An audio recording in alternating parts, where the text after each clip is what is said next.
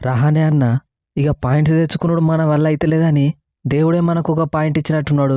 ఎందుకు తమ్ముడు, ఈ మ్యాచ్ జరిగేది ఉంటే ఆ ఇంకో పాయింట్ కూడా వచ్చేది కదా. మ్యాచ్ కనుక మొత్తం జరిగేది ఉంటే ఈ ఇంత ఒక్క పాయింట్ కూడా రాకపోతుండే.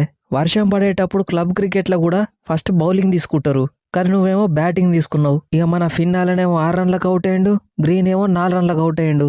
ఏదో వానదేవుడు కనికరించండు కాబట్టి సరిపోయింది. తమ్ముడు డిఫరెంట్గా థింక్ చేయాలి, అప్పుడే మ్యాచ్లు గెలుస్తాం. లాస్ట్ సీజన్ కూడా సేమ్ గ్రౌండ్ సేమ్ టీంతోని మ్యాచ్ వర్షం వల్ల ఆగిపోయింది, ఒకటే పాయింట్ వచ్చింది.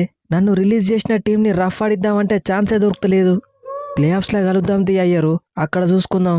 మీరు ప్లే ఆఫ్స్కి వచ్చి మీతోని మ్యాచ్ పడితే అంతకు మించి నాకు కావాల్సింది ఏమున్నది. All the best. Parag, last season మన ఇద్దరి మధ్యలో జరిగిన మ్యాచ్ గుర్తున్నదా? మర్చిపోవడానికి మీరు ఆ రోజు దింపింది గుండు సూదా అన్న. పెద్ద గుణపం 100 పరుగుల భారీ తేడాతో మమ్మల్ని ఓడించిల్లు. ఇంకా నేను ఆ మ్యాచ్ని మర్చిపోలేదు. ఇవాళ కూడా గదే రిపీట్ అయితే తమ్ముడు. పాండ్యా అన్న, అప్పుడంటే నేను కెప్టెన్సీని కొత్తగా తీసుకున్నా. ఈ సీజన్ ఆల్రెడీ ఫస్ట్ 2 మ్యాచ్లు గెలిచినాం. లాస్ట్ సీజన్ మీరు మమ్మల్ని ఓడించిన దానికి ఈ మ్యాచ్లో రివెంజ్ ఉంటుంది. అవతలున్నది ముంబై ఇండియన్స్ టీం పరాగు, జరంత చూసి మాట్లాడు. ఫామ్లో లేని Chennai super kings Gujarat titans ఓడించినట్టు అనుకుంటానా ఏంది? ఇప్పటి వరకు ముంబై ఇండియన్స్ రాజస్థాన్ రాయల్స్ మధ్యలో 30 మ్యాచ్లు జరిగినాయి. అలా 16 మీరు గెలిస్తే 14 మేం గెలిచినాం. అంటే ఆల్మోస్ట్ రికార్డు ఈక్వల్గానే ఉన్నది. మీకు భయపడేది ఏందన్నా? తమ్ముడు, మా దీపక్ చారు లాస్ట్ టైం వైభవ్ సూర్యవంశిని డక్అవుట్ ఎట్లా చేసిండో ఈ మ్యాచ్లో కూడా గట్లనే డక్అవుట్ చేస్తాడు. తర్వాత జైస్వాల్ని, ధ్రువ్ జురెల్ని, ట్రెంట్ బోల్ట్ అవుట్ చేస్తాడు. ఇక మీ హెట్మైర్ పుల్ల తీసుడు అంటే మా బుమ్రాకి చాలా ఇష్టం. వేసిన 23 బాల్లనే 6 సార్లు అవుట్ చేసిండు. 10 ఓవర్ల లోపలనే మీ సగం పుల్లలు పడతాయి తమ్ముడు. అట్లా అనుకుంటే రోహిత్ శర్మ అన్నని మా సందీప్ శర్మ 5 సార్లు అవుట్ చేసిండు.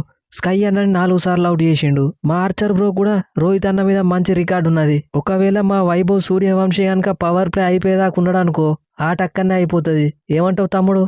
ఏ టీం మీద గెలిచినా రాని ఆనందం ఈ మైటీ ముంబై ఇండియన్స్ మీద గెలిస్తే వస్తుందన్నా. చూస్తావు కదా ఈ వైభవ్ సూర్యవంశీ ఆడే ఆట ఎట్లుంటుందో.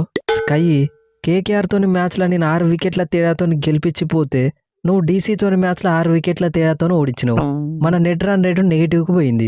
ఈ మ్యాచ్లో మనకు 2 పాయింట్లతో పాటు ఈ పిల్లల దగ్గర నెట్ రన్ రేట్ కూడా తీసుకోవాలి. అరే ఆ మ్యాచ్లో నువ్వు లేవు, బోల్ట్ లేడు, జరంత తడబడ్డాం. ముంబై ఇండియన్స్తో ఆట అంటే ఎట్లుంటుందో ఈ మ్యాచ్లో పిల్లగాళ్ళకి చూపిద్దాంతి.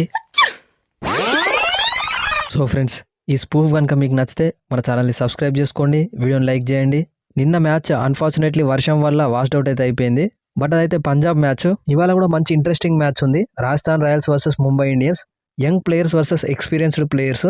మంచి ఊపు మీద ఉండి ఎటైతే అటే అన్నట్టు ఆడుతున్న యంగ్ ప్లేయర్స్, ఎన్నో డక్కా ముక్కెళ్ళి ఉన్న ఎక్స్పీరియన్స్డ్ ప్లేయర్స్. సో ఎవరు గెలుస్తారో చూడాలి. నాకైతే ముంబై ఇండియన్స్కే ఎడ్జ్ ఉంది అనిపిస్తుంది. మీకేమనిపిస్తుందో కింద కామెంట్ సెక్షన్లో చెప్పండి. నెక్స్ట్ వీడియోలో మళ్ళీ కలుద్దాం. Thanks for your love and support.